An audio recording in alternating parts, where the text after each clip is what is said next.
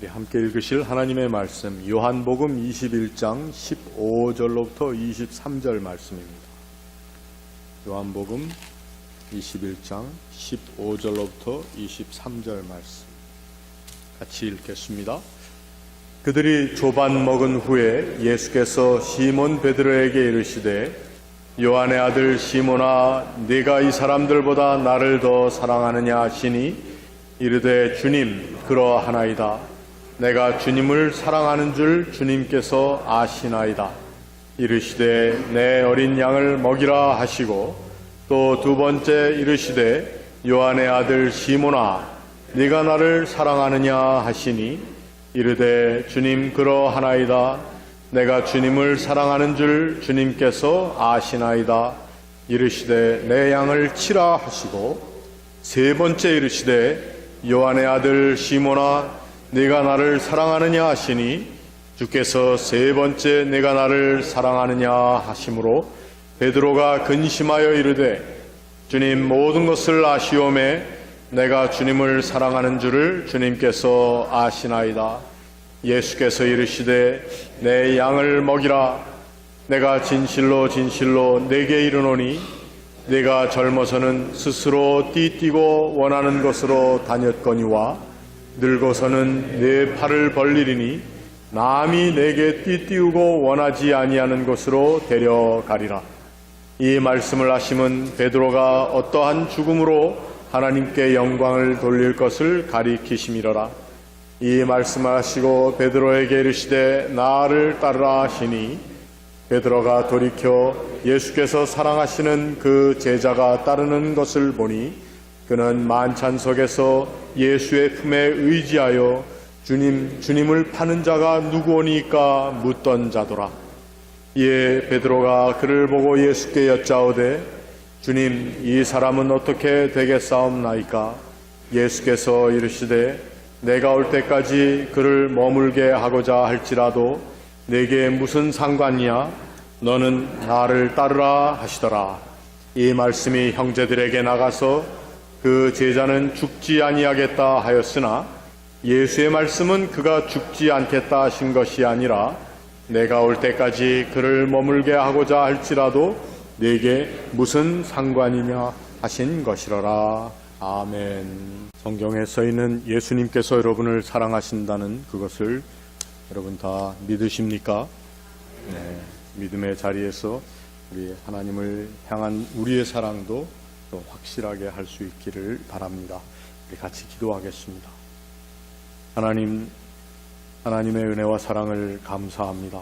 오늘 저희들에게 주시는 말씀을 통해 주님의 우리를 사랑하시는 마음의 뜻을 깨닫고 또 그 깨달음 가운데 새 힘과 또 새 소망과 담대함으로 하나님의 사람 되어 살 수 있는 주의 거룩하신 능력을 또 저희들이 함께 체험하는 시간 되게 하옵소서. 예수님의 이름으로 기도하옵나이다. 아멘.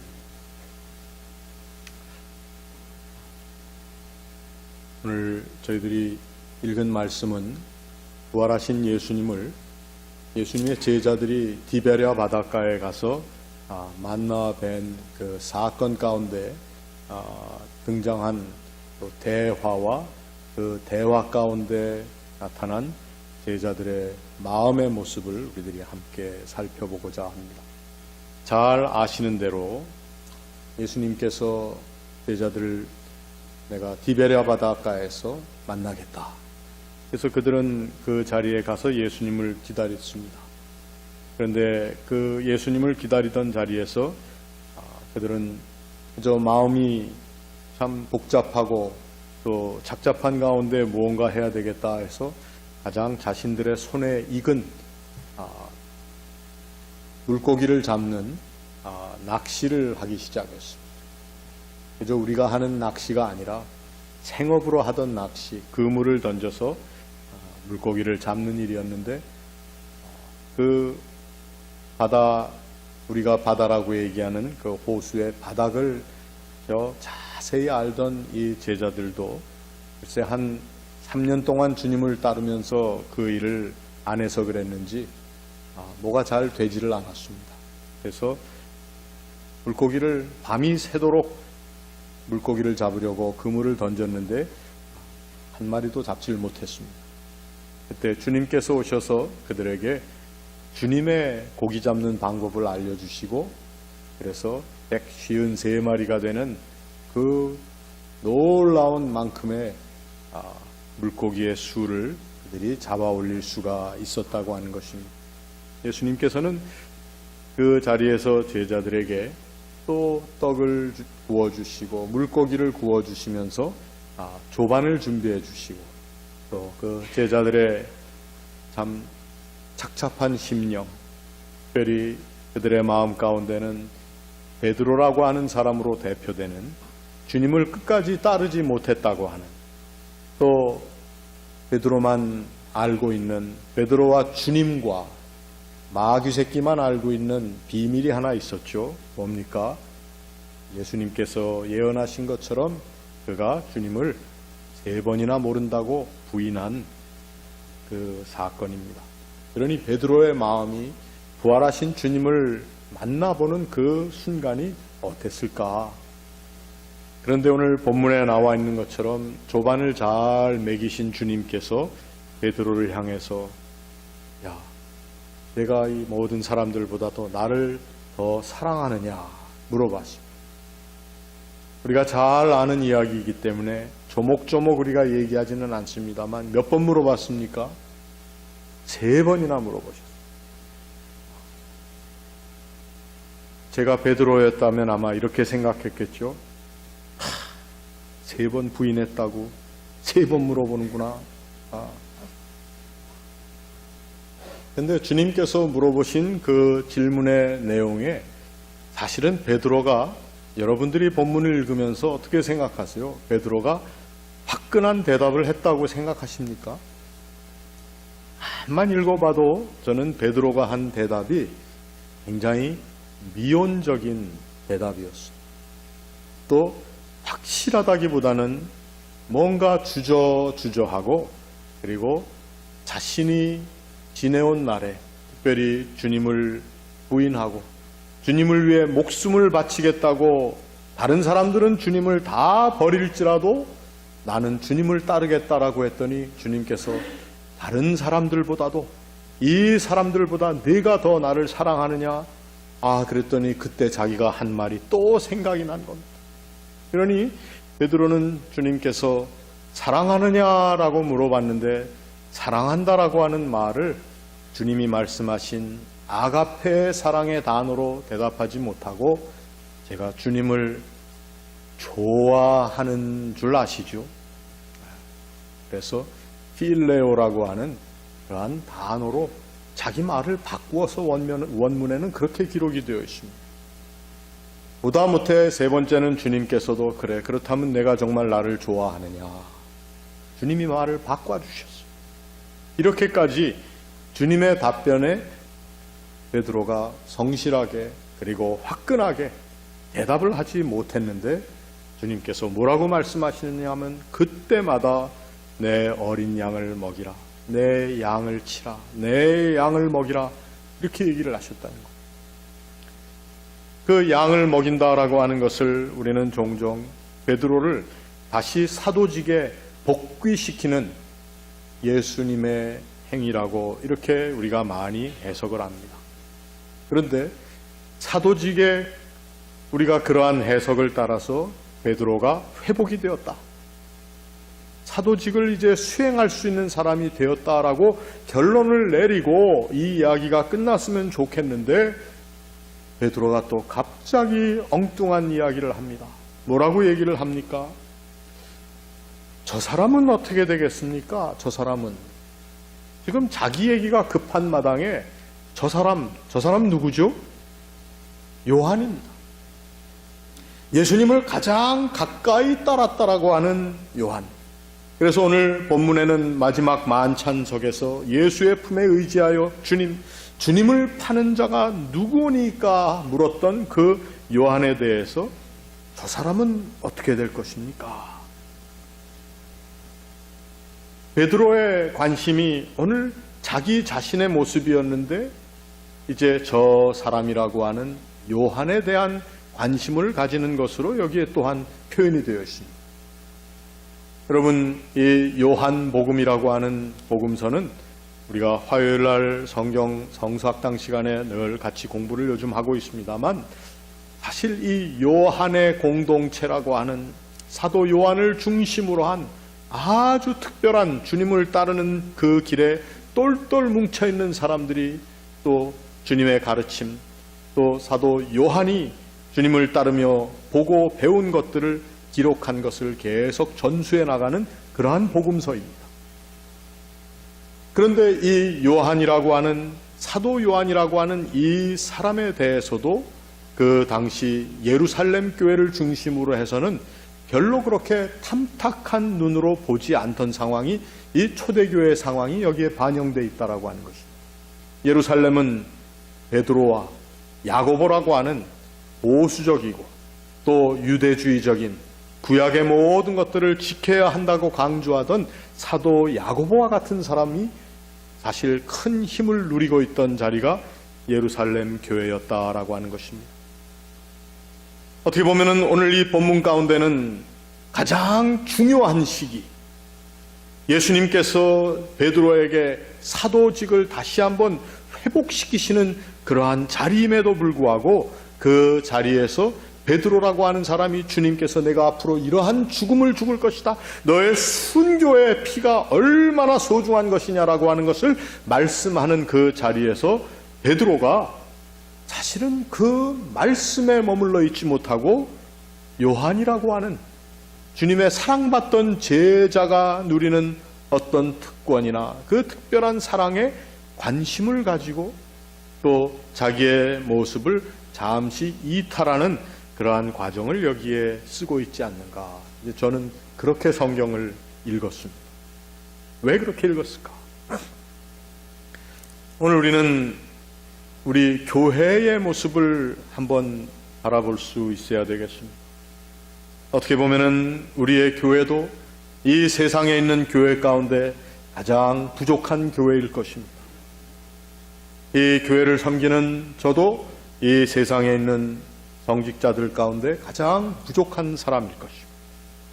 그리고 이 자리에 나와 예배하는 우리 모두가 이 세상에서 우리의 최선을 다해서 하나님을 섬기며 주를 바라며 산다고 하지만 우리의 삶의 모습은 어떻게 보면은 가장 빈약하고 연약한 모습을 지니고 있다라고 하는 고백을 할 수밖에 없다는 것입니다. 오늘 우리의 교회는 어떻게 보면은 이러한 연약하고 부족한 모습, 또 연약함과 부족함을 구체적으로 내어 보이는 사람들이 함께 모인 자리이기 때문에 어떻게 보면은 이 세상에 완벽한 교회 또는 충분하고 온전한 교회를 찾기가 쉽지 않다라고 하는 것입니다.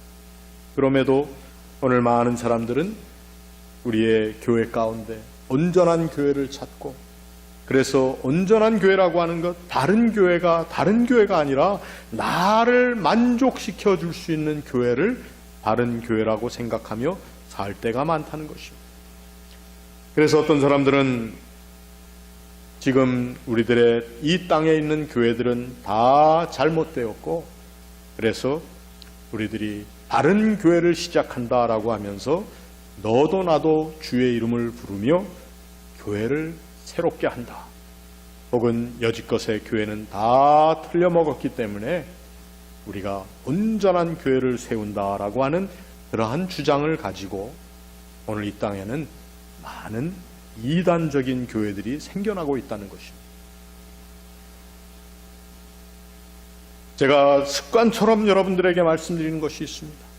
교회는 이러한 부족하고 연약한 모습에도 불구하고 이 교회를 이끌어 가시는 하나님의 모습 가운데 감추어져 있고 그 뒤에 나타나는 우리가 얘기하는 역사적인 교회, 장세 이미 계획하셨고, 그리고 오순절 성령의 역사 가운데 새롭게 시작하시는 것처럼 우리 눈에 가시적으로 보여지는 이 교회, 이 교회를 역사의 주인이신 하나님께서 지속적으로 이끌어가고 계시고 있다는 것입니다. 교회의 연약하고 부족한 모습들, 교회가 저지른 많은 죄의 모습들, 오늘날 교회가 범하고 있는 많은 오류에도 불구하고 가장 아끼시고 또 가장 관심을 가지고 이끌어 나가시는 하나님의 거룩한 손이 오늘 우리들의 교회를 이끌어가고 있다고 하는 것입니다. 여러분, 이것이 사실은 건강한 교회관이라고 볼 수가 있습니다. 이것을 벗어나는 사람들, 그래서 요즘 사도 시대에 있던 권능이 일어나지 않기 때문에 새로운 사도적인 운동이 일어나야 된다고 하는 신사도주의라고 하는 이상한 단어들을 붙여가면서 생겨나는 그러한 교회들, 물론 이 땅의 교회가 부족하지만 그러한 새로운 이름으로 시작했다고 해서 그것이 또 다른 온전한 역사를 이루는 또 하나의 교회가 될 수는 없습니다. 교회는 하나입니다. 사도신경에서 우리가 고백하는 거룩한 공회라고 하는 이 거룩한 하나님의 교회, 이 교회의 연약하고 부족하고 죄 많은 모습은 어쩔 수 없이 그 흔적과 구체적인 모습이 남아있을 수밖에 없다고 하는 것입니다.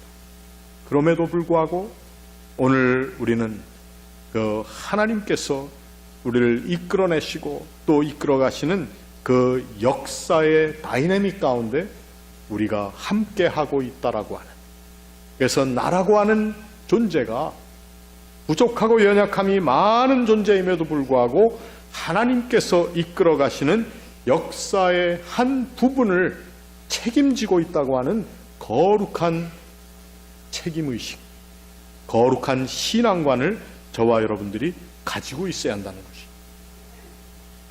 오늘 베드로라고 하는 사람이 가지고 있었던 관심, 또 그가 정말 주님과의 만남을 통해서 회복을 얻는 그 귀한 자리에서도 어떻게 보면은 딴 마음 그리고 다른 시선을 가질 수밖에 없었던 이러한 우리들의 모습 가운데 주님께서는 지속해서 말씀하고 계시고, 또 부활하신 지 40일이 지나 승천하신 주님께서는 또 성령을 보내어 그 성령을 통해서 우리의 마음을 붙들어 주시고 우리를 이끌어가고 계시다라고 하는 것입니다. 그렇기 때문에 오늘 이 시간 우리가 살고 있는 이 세대의 교회라고 하는 것이 정말 가장 중요한 시기에 있는 교회라고 하는 것입니다. 지나간 몇백 년 전의 교회가 중요한 것이 아닙니다. 종교개혁이 이제 500년이 되는 해인데 500년 그 동안만 500년 전으로만부터 그때부터 바른 교회가 시작됐다고 하는 것은 또한 아닙니다. 그 전에 서방교회 로마 캐톨릭 교회가 가지고 있던 모든 범죄한 모습들, 부족한 모습들, 성직자들의 특권과 그리고 정치적으로 그리고 금권적, 교권적인 타락 가운데 있었던 그러한 자리에도 사실 주님께서는 그 부족하고 연약한 교회를 이끌고 계셨다는 거죠. 그리고 그 하나님께서는 마음의 뜻을 하나님 앞에 진실하게 바치기 원하는 사람들을 통해서 교회 개혁의 운동을 일으키셨습니다. 그러나 우리 개혁교회가 지속적으로 얘기하는 것처럼 오늘 우리 이 배너에도 붙어 있습니다. 개혁되었지만 지속적으로 개혁될 수밖에 없는 그러한 부족한 우리들의 교회. 이 역사의 순간순간들이 얼마나 소중하고 귀중한 자리입니까? 그러나 중요한 시기에 오늘 베드로의 모습처럼 부족한 모습을 나타낼 수밖에 없었던 것이 우리들의 모습이라는 것입니다. 그래서 저는 언젠가 여러분들과 이러한 말씀을 나눴습니다. 세 가지 중요한 교회를 바라보는 신학이 있는데 그 첫 번째 신학이 소위 말하는 regardless theology. 우리의 모습과 상관없이 우리의 모습에도 하나님 전혀 개의치 아니하시고 하나님의 교회를 이끌어 나간다라고 하는 그 신학, 그러한 교회관. 그 다음에는 비슷하지만 nevertheless theology.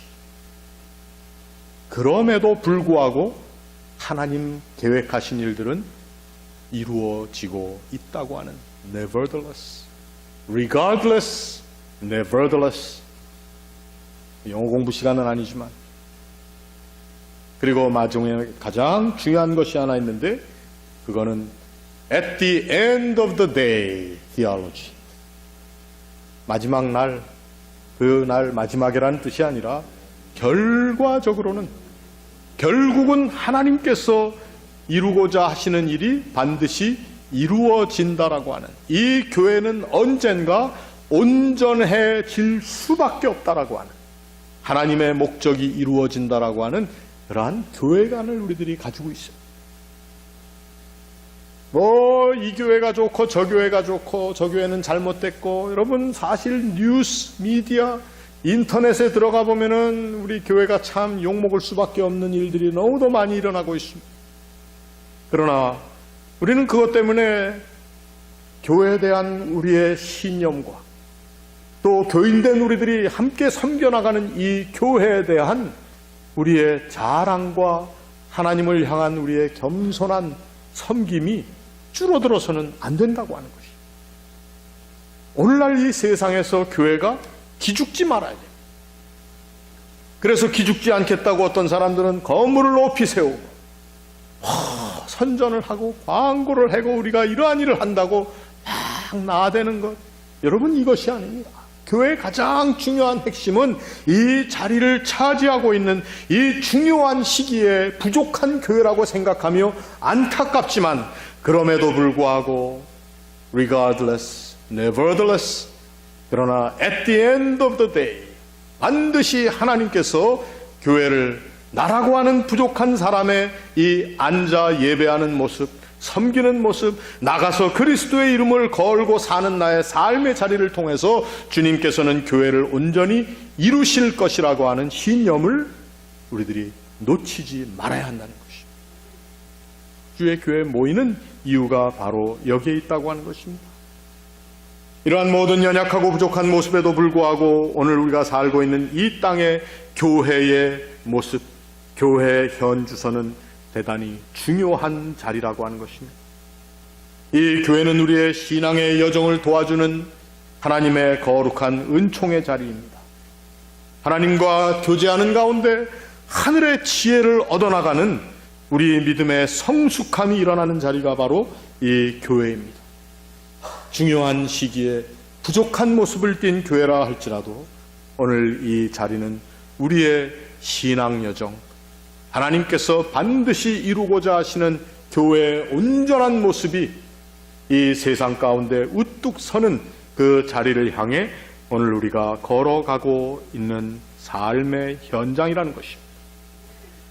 우리 신앙의 여정은 무엇입니까? 그렇기 때문에 우리가 하나님의 그 온전하신 지혜를 의지하여 걸어나가는 우리의 여정, 우리의 여행입니다. 그 과정에서 우리가 더욱더 지혜로워져야 돼요. 우리 것만을 주장하고 우기고 그래서 우격다짐으로 이기고 하는 그러한 삶의 어처구니 없는 승부를 거두고 승부를 통해서 승리를 얻겠다라고 하는 그러한 고집의 자리가 아니라 우리가 좀 더 하나님 안에서 지혜로워지는 여정입니다. 그리고 하나님의 그 놀라우신 지혜와 또 하나님께서 그 지혜 가운데 하나님이 수행해 나가시는 하나님의 그 놀라우신 능력을 우리가 신뢰하는 법을 배워나가며 그분께 우리의 삶을 맡겨 나가는 그러한 훈련의 자리가 오늘 우리의 교회입니다. 베드로와 같은 모습, 또 시기하는 모습, 남에게 관심이 너무 많아서 나에게 맡겨주신 거룩하고 귀중한 소명을 감당하지 못하는 그러한 우리들의 모습들이 우리의 교회 가운데, 우리의 목회자들 가운데, 직임을 맡은 직분자들 가운데 다 있을지라도 그럼에도 불구하고 하나님 앞에 맡기는 사람이 되어가는, 빚어져가는 자리가 바로 오늘 우리의 자리라고 하는 것입니다. 사도 바울은 로마서에서 이렇게 얘기했습니다. 깊도다 하나님의 지혜에 풍성하며 그의 판단은 헤아리지 못할 것이며 그의 길은 찾지 못할리라. 누가 주의 마음을 알 수 있으랴. 여러분, 우리가 이러한 하나님 앞에 나와 우리의 연약한 모습, 부족한 모습, 이것을 고백하며 하나님의 온전하심으로 우리를 덮어주시기를 갈망하는 자리가 예배의 자리, 또 우리 교회 생활이며 교회 안에서뿐만 아니라 교회 바깥에서 우리가 이뤄나가야 할 그러한 삶의 숙제라는 것입니다. 과제입니다. 오늘 우리 교회는 이 세상의 모든 교회들처럼 부족한 모습들 투성일 것입니다. 그러나 그럼에도 불구하고 우리는 주께서 친히 디베랴 바닷가에 오셔서 그 무너져 내렸던 베드로라고 하는 사람의 심령과 또 그에게 맡기우신 직임을 다시 회복시키려고 하는 주님께서 그 부족한 자리에 찾아오셨던 것처럼 오늘 우리들에게도 부활하신 주님이 찾아오십니다. 그 주님을 우리가 겸손하게 맞아들일 수 있으시기를 바랍니다. 그 주님께서 오셔서 우리에게 주시는 믿음의 지혜를 우리들이 겸손한 마음으로 받고 또 그 겸손한 마음으로 인해서 이 세상을 향해 담대히 나아갈 수 있는 저와 여러분들, 또 우리의 교회에, 또 그리고 이 세상에 있는 모든 교회들이 될 수 있기를 주님의 이름으로 축원합니다. 같이 기도하겠습니다. 우리의 연약함과 부족함에도 불구하고 또 그것과 상관없이, 그리고 주님께서 반드시 이루고자 작정하신 그 마지막 날 교회의 온전한 모습을 위해서 우리들을 부르시고 우리를 사용하시며 우리를 훈련시키시는 주님의 다가오심을 저희들이 기쁨으로 반영합니다. 우리의 부족함으로 인해서 제대로 모시지 못할 때도 많았고 제대로 바라보지도 못했던 적이 많이 있었지만 오늘 우리들이 주님 앞에 나와 예배하며 주의 말씀을 묵상하며 우리의 부족한 모습에도 불구하고 우리를 찾아오시는 주님, 오늘 이 시가 우리 삶에 있어서, 우리 인생에 있어서 가장 중요한 자리며 중요한 시간인 것을 깨닫고 주를 예배하며 섬기게 도와 주시옵소서. 예수님의 이름으로 기도하옵나이다.